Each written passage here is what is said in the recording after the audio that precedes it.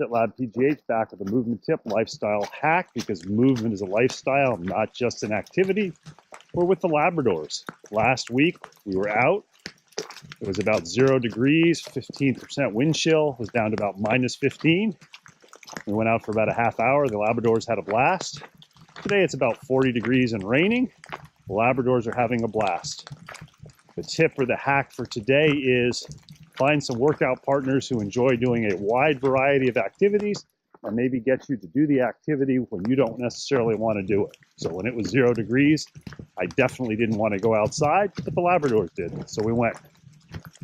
When it was 40 degrees this morning and raining, I really didn't want to go outside and get wet. But we're finishing up a little bit over 3 miles.